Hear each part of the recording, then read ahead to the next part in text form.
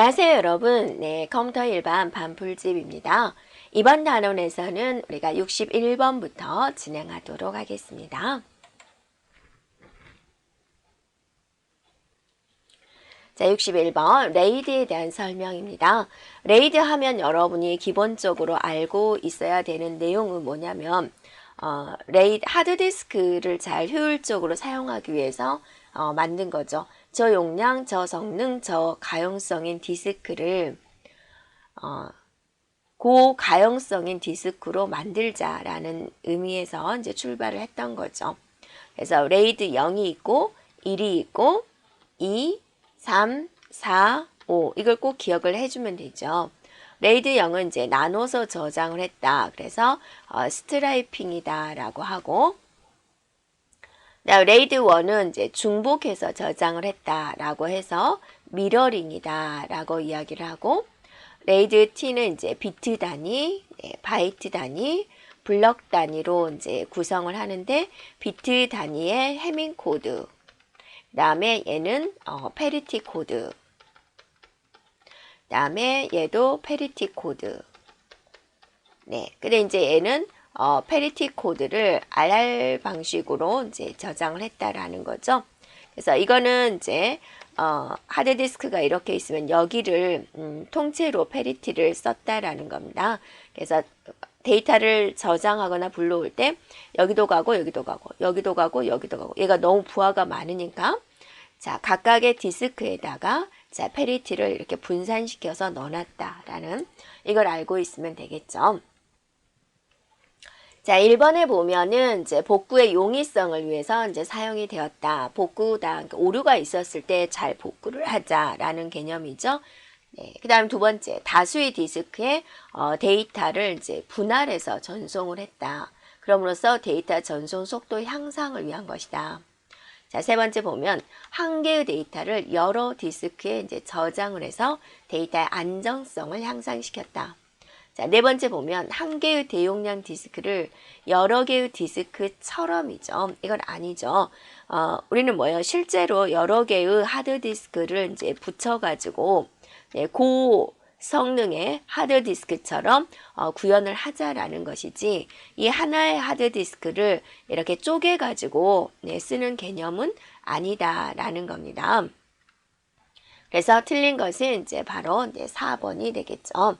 4번은 이제 우리가 여러분 C 드라이브가 이제 컴퓨터를 살 때 하드디스크가 하나인데 그걸 C 드라이브로 사용하지 않고 C 드라이브, D 드라이브 이렇게 사용하는 경우가 있죠. 이거는 이제 하드디스크를 이제 나눈다 해가지고 F 디스크다라고 이야기를 합니다. 자, 62번 문제 들어가겠습니다. 네. 대용량의 자료 전송을 위해서 장치 드라이버가 자, CPU에 간섭 없이 직접 메모리에 장치 간에 블럭 단위로 데이터를 전송하기 위해서 사용되는 기법. 자, 원칙상으로는 CPU가 있고 메모리가 있으면 모든 것은 다 CPU가 관여를 하게 되는데 입출력이 이제 굉장히 많은 거죠. 그러면 자, 이걸 이제 CPU가 관여하기가 이제 힘드니까 일이 많으니까 여기다 이제 DMA 제어기를 하나 둔다라는 거죠. 그래서 입출력 장치가 메모리를 직접 그냥 데이터 전송을 할 수 있도록 그 권한을 DMA 제어기한테 줍니다. 직접 다이렉트 메모리 그다음에 액세스 이렇게 되는 거죠. 그래서 정답은 바로 1번이 되겠습니다. 자, 이번에 있는 인터럽트. 네, 인터럽트는 뭐죠? 예측하지 못한 상황이 발생되는 거죠. 다음에 이제 3번에 나와 있는 핸드쉐이킹이다. 그러면 이건 통신에서 나오는 건데요. A와 B가 서로 통신을 할 때 야 라고 부르는 거예요. 딴 일 하고 있다가 야 라고 부르는 거죠. 신호를 주는 겁니다. 얘가 왜 라고 이제 응답을 하는 거죠. 내가 뭐 줄게 받아. 그걸 딱 던져주는 겁니다. 통신하는 거죠. 자, 이런 게 이제 핸드쉐이킹이다 라는 겁니다. 그래서 3단계다 해서 3A 핸드쉐이킹이다 그렇게도 말을 하고요. 세 번째 나오는 스풀링이다 라는 것은 우리가 인쇄에서 나오는 거죠. 인쇄될 파일을 이런 스풀링에 몽땅 담아놓고 스플링해서 인쇄기한테 이렇게 파일을 넘겨주는 그런 방식이 됩니다. 그럼으로써 CPU는 이제 그동안에 다른 일을 할 수 있도록 하는 거죠. 자, 다음 문제입니다. 네, 63번 문제 들어갑니다. 네, 컴퓨터 입출력 장치에서 DMA에 대한 설명 중 잘못된 것을 골라라. DMA 하면 여러분 일단 뭘 생각해요? 직접 메모리를 접근한다 그죠? 직접 메모리를 액세스한다, 접근한다라는 거죠. 누가? 입출력 장치가 이렇게 되는 거죠. 네, 그래서 DMA를 통한 데이터 전송 시 CPU를 거치지 않는다, 그죠? 자, CPU가 메모리를 이렇게 관리를 하게 되는데 입출력 장치가 여기를 직접 가버린다 거죠. CPU 안 거치고. 자, 두 번째, DMA 제어기가 CPU 시스템 버스를 공유하는 겁니다. 네, 세 번째, DMA 제어기에 의한 입출력이 수행되는 도중에 CPU는 뭐예요? 다른 일을 하죠. 다른 일을 하려고 이런 구현을 한 거지. CPU가 계속 입출력에만 관여를 하게 되면 굳이 우리가 DMA가 필요 없는 거죠. 네, 그래서 틀린 것은 3번이 되겠습니다. 자, 4번에 보면 DMA를 통한 메모리의 접근을 위해서는 사이클 스틸링이 필요하다라고 그랬습니다. 네, 사이클 스틸링은 뭐냐? DMA 제어기와 어쩌다가 CPU가 동시에 주격 장치를 액세스할 경우가 생겼을 때 우선권을 DMA 제어기한테 넘겨주는 방식이 되겠습니다.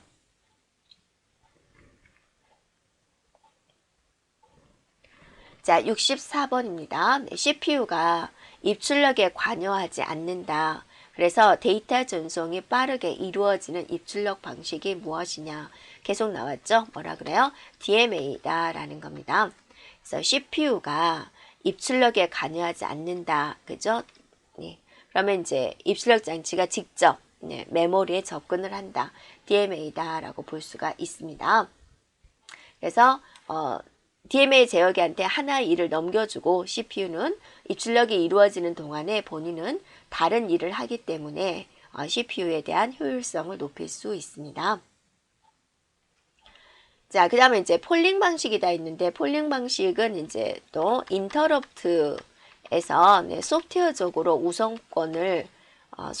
우선순위를 판별하는 방법의 폴링 방식이 있습니다. 네, 그래서 요청 신호 플래그 라는 것을 이제 검사를 해가지고 가장 우선순위가 높은 장치를 찾고 이에 대해서 이제 실행되게 해주는 방식이 되고요.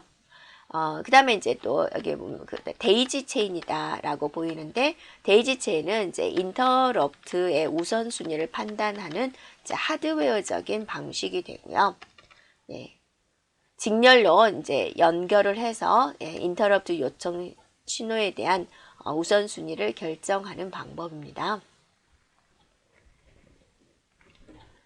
자, 65번 문제입니다. 채널과 프로세서가 동시에 주격 장치를 액세스하면 채널한테 우선순위를 주고 프로세서는 주격 장치를 잠시 사용하지 못하게 된다라는 거죠. 이런 현상을 우리가 뭐라고 그러나요? 네, 자 봐보세요. CPU가 있고 메모리가 있는데 자 모든 거는 여기까지 CPU가 왕이잖아요. 근데 이제 입출력 장치가 DMA 제어기한테 CPU가 이제 권한을 하나 주는 거죠. 입출력에 관련된 권한. 그래서 이 DMA 제어기를 이제 구현한 것이 여러 가지 채널이 있는 것이고 이런 현상, 이 회선은 이제 누구보다도 입출력한테 우선권을 주는 이런 현상을 뭐라 그래요? 그렇죠? 사이클 스틸링이다 라고 이야기를 합니다. 네, 그래서 정답은 4번이 되겠습니다. 자, 66번입니다. 네. 고속 장치인 자기 디스크에 입출력할 자료를 임시로 보관을 하였다가 보관이죠. 입출력 요구를 하게 되면 디스크에서 입출력이 일어나는 것과 같이 하는 것을 무엇이라고 하느냐라는 겁니다. 네. 자, 이거는 이제 그러면 입출력에 관련된 것을 임시로 보관하는 것. 그러면 이거는 뭐예요? 스플링이 됩니다. 네. 그래서 정답은 4번이 되겠습니다. 자, 66번, 67번입니다. 명령어 파이프라이닝에 대한 설명으로 옳지 않은 것은 그랬습니다. 파이프라이닝이다. 그럼 여러분이 이렇게 생각하면 되죠. 이게 이제 명령어 하나, 자, 명령어 2번, 네, 명령어 3번, 네, 명령어 4번 이런 식으로 이제 수행되는 거를 이 명령어를 인출, 실행, 네, 데이터 인출, 실행 이렇게 4단계로 쪼갠 거죠. 네, 그래서 여기다가 이렇게 겹쳐서 실행할 수 있도록 하는 것 이게 파이프라인 기법이다라는 거죠. 자, 그래서 1번에 여러 개의 명령어가 중첩 실행된다. 이거는 이제 명령어의 처리율을 향상시킨 거다. 자, 이렇게 하면 어떠세요? 이게 만약에 4초다. 네, 그러면 이제 16초가 해결이 되고 얘는 1, 1, 1, 1 해서 4란 말이에요. 4 여기까지 하면 더하기 1, 더하기 1, 더하기 1 해가지고 몇 초면 되는 거요? 네, 7초면 되는 거죠. 7 이렇게. 그래서 전체적인 전체 명령어 수행 시간을 이제 올리고자 하는 거죠. 이렇게 하나하나의 명령어 실행 시간은 어때요? 4로서 동일해요. 그래서 개별적인 명령어 시간이 아니라 전체적인 명령어 처리 속도를 올리기 위한 기법이 됩니다. 그래서 틀린 것은 3번이 되는 거죠. 하나의 명령어를 수행하는데 이제 여러 클럭 사이클이 필요하다라는 겁니다.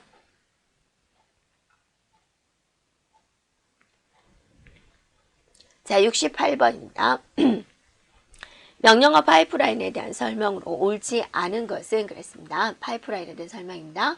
시스템 자원의 사용에 충돌이 없어야 된다. 그러니까 명령어를 이렇게 중첩시켜서 이렇게 수행을 하다 보니까 이렇게 중첩되는 공간에서 이제 자료에 대한 충돌이 없어야 되는 거죠. 여기서 A라는 자료를 써야 되는데 또 여기서 A라는 자료를 써야 되는 거야. 이건 충돌이 일어나면 안 되겠다. 명령어 간의 상호 의존성이 없어야 된다. 자, 여기 명령어 끝나야지만이 이 명령을 받아들이는 거. 예를 들어서 이제 여기서 A는 A 더하기 2를 하고 있는데 얘는 B는 A 더하기 3이다. 이렇게 돼버리면 안 되겠죠. 네. 그래서 여기 결과가 끝나야지 이 값을 받을 수 있는 거. 이런 게 안 되겠죠. 모든 명령어가 같은 단계를 거쳐야 됩니다. 얘는 이렇게 4단계인데 얘는 4단계인데 얘는 2단계고 이러면 안 된다라는 거죠.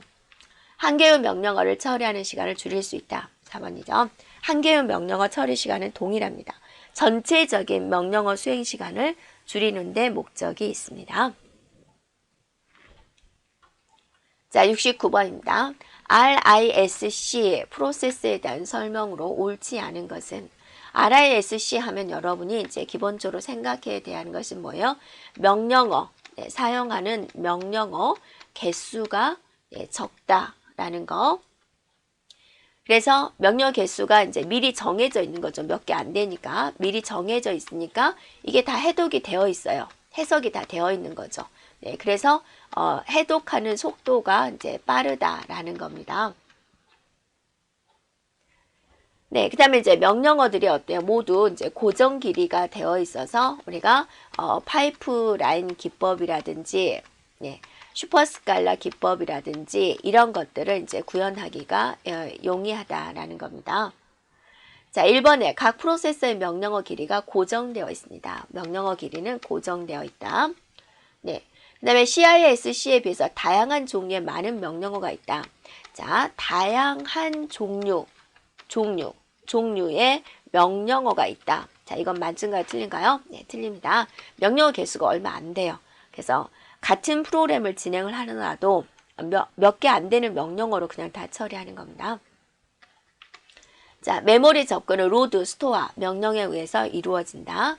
자, 네 번째, CISC에 비해서 많은 레지스터, 레지스터 종류가 많습니다. 레지스터가 많다라는 것은 이제 그만큼 일하는 사람이 많다라고 보면 되세요. 그래서 처리 속도가 더 빠릅니다.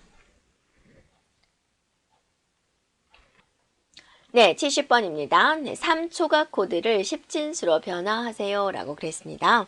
그럼 3초각 코드라는 건 여러분 뭐죠?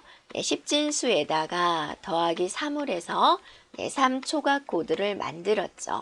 근데 이번에는 3초각 코드를 주어지고 나서 10진수를 구하세요. 그러니까 빼기 3을 해주면 되죠. 그래서 이게 지금 3초각 코드란 말이에요. 그럼 4비트로 이루어지는 겁니다. 그래서 1, 2, 4, 8 하면 얼마예요? 12가 되는군요.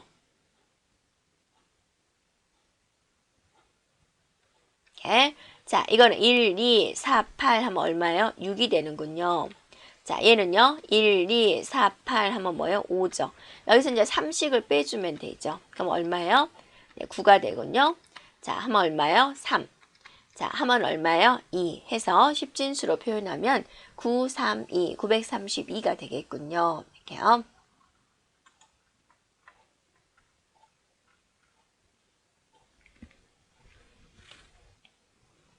네, 71번입니다. 네, 다음 중 부울대수가 옳지 않은 것은 그랬습니다. 네, 첫 번째 보면은 이제 A, O와 A, 바, B다 이렇게 되어 있죠.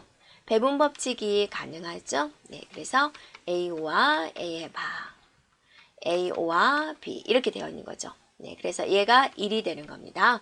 그래서 A5와 B다 이렇게 볼 수가 있고요. 자, A 바 O와 B 이렇게 되어 있습니다. 네, 그러면 배분 법칙을 씁니다. A and A 바 O와 A B다 이렇게 보는 거죠. 네, 이게 뭐가 되나요? 네, 0이 되는 거죠. 네, 그래서 남는 것은 A O와 네, A B다 이렇게 볼 수가 있죠. 다음에 A, O와 A, B가 있습니다. 그럼 얘를 뭐로 바꿔버려요? A and 1로 바꿔버리는 겁니다. 이렇게. 그래서 공통인수 A로 묶어서 1, 5와 B가 되어서 얘가 1이 되는 거죠. 그래서 정답은 A다 라는 겁니다. 여러분이 A and 1은 0이 1, 0과 1의 AND는 0이고 1과 1의 AND는 1이죠. 그래서 얘는 A가 됩니다. 그래서 우리가 배분법칙을 쓰기 위해서 이걸로 바꾼 겁니다. 네. 그래서 이걸 여러분이 이제 바꿀 수 있어야 된다라는 거고요. A, O와 A 두 번 있는 거 한 번 쓰면 됩니다. 이렇게요. 네. 그래서 틀린 것은 4번입니다. 자, 다음 문제입니다. 자, 이거를 간략화하세요. 그럼 여러분이 이제 이거를 뭘로 바꿔버려요? A and 1로 바꿔도 되죠. 그래서 A and 1, O와 A, B, O와 A, C로 봐서 공통인수 A로 묶습니다. 1, O와 B, O와 C가 되는데 O와는 하나라도 1이면 1이죠. 그래서 얘가 1이 돼서 결과 A가 남는군요. 자, 73번입니다. 다음 중 조합 논리 회로가 아닌 것은 그랬습니다. 조합 논리 회로다라고 하면 정확한 입력이 있었을 때 정확한 출력이 정해져 있는 것을 말을 하죠. 그래서 조합 논리 회로는 뭐 있어요? 전 가산기, 반 가산기, 또 디코더, 그 다음에 인코더, 그 다음에 멀티플렉서 이런 것들이 있습니다. 1번에 나와 있는 플립플롭은 조합이 아니라 뭐죠? 순서 논리 회로가 되는 거죠. 순서 논리 회로. 그래서 입력이 들어왔는데 출력의 결과가 정해져 있지 않고 바로 전에 내가 뭐를 기억하고 있느냐에 따라서 내 결과가 달라지는 것. 그거를 이제 순서 논리 회로다라고 합니다. 자, 다음 문제 보세요. 하나의 엔드 회로와 베타적 우화 회로를 조합한 회로는 뭐냐? 자, 이렇게 보면은 베타적 우화 회로가 있고 엔드 회로로 이렇게 구성된 것이 무엇이냐라는 거죠. A, B가 있었을 때, 네, 이렇게. 자, 이게 여러분 무슨 회로예요? 바로 이제 반가상기 회로가 됩니다. 그래서 정답은 1번이 되겠죠. 자, 다음 문제입니다. 플립플롭 회로에 대한 설명으로 틀린 것은 플립플롭은 일단 여러분이 무슨 회로에 속하냐면 순서 논리 회로에 속하는 거죠. 네, 그리고 1비트를 기억하는 거죠. 이렇게요. 네. 그래서 1번 맞고요. 이 순서 논리 회로의 이제 대표적인 게 플립플롭이고 이걸 이제 활용해 가지고 뭘 만들었어요? 네, 카운터를 만들고 그다음에 레지스터를 만들고 이렇게 발전을 한 거죠. 그래서 2번도 맞습니다. 자, 3번의 대표적인 조합 논리 회로다. 아니죠. 얘는 어때요? 순서 논리 회로가 됩니다. 자, 4번에 보면 어느 한 상태에서 다른 상태로 동작하기 위해서는 외부의 영향이 이제 작동해야 된다. 클럭 펄스가 이렇게 들어와야 된다라는 겁니다. 네, 그래서 틀린 것은 3번이 되겠군요. 자, 76번입니다. 네, 플립플롭 중 입력 단자가 하나다 그랬습니다. 그럼 우리가 플립플롭 중에 정리를 해보면 RS 플립플롭이 있고 JK 플립플롭이 있고 D형이 있고 T형이 있고 1이 입력될 때마다 출력 상태가 바뀌는 게 뭐냐. 하나다 그랬으니까 D형과 T형 중에서 이제 골라줘야 되겠죠. 이렇게요. 네. 그러면 여러분이 D형은 어때요? 0이 들어오면 그대로 0이고 1이 들어오면 그대로 1이죠. T형은 0이 들어오면 전 상태를 유지를 해주고 1이 들어오면 전 상태에 반전이 되는 거죠. 그래서 정답은 T형이 되겠습니다. RS는 어떻게 되나요? 두 개의 단자가 들어오는 거죠. SR 00, 01, 10, 11일 때 0이면 전의 상태 그대로 01이면 0, 10이면 1 이거는 이제 금지되어 있는 거죠. 이게 되고 RS JK 플립플롭은 똑같은데 1, 1이 들어올 때 뭐요? 전의 상태의 반대다. 이것만 이제 추가가 된 거죠. 네, 그래서 일단은 정답은 뭐예요? 네, T형이 되고요. 자, 77번입니다. 네. 이것에 대한 1의 보수를 구하시오. 1의 보수는 어때요? 무조건 반전시켜주면 되는 거죠. 그러니까 1, 얘는 0, 얘는 0, 얘는 1, 얘는 1, 얘는 0 이렇게 되는 거죠. 네. 그러면 정답은 3번이겠군요. 자, 78번입니다. 다음 줄 음수를 표현하는 방법이 아닌 것은 우리가 음수 표현하는 방법 세 가지가 있었죠. 뭐가 있었어요? 네. 부호화, 절대치 방식, 1의 보수 방식, 2의 보수 방식 이렇게 세 가지가 있었습니다. 그래서 아닌 것은 몇 번이죠? 네, 바로 4번이 되겠군요. 자, 다음 문제입니다. 다음에서 수치 자료에 대한 부동소수점 표현의 특징이 아닌 것은 그랬습니다. 자, 부동소수점은 아주 큰 수, 정수에 비해서 0.00이라든지 뭐 10억, 20억, 초 이런 거. 네. 그래서 정밀도를 높일 수가 있다. 아주 작은 수와 아주 큰 수에는 부적합한 게 아니라 적합한 거죠. 네. 그래서 네, 아닌 것은 2번이 되고요. 자, 3번에 이제 필요한 자릿수에 있어서 이제 효율적이다. 4번에 과학이나 공학, 수학적 응용에 주로 사용되는 이제 수 표현이다라는 겁니다.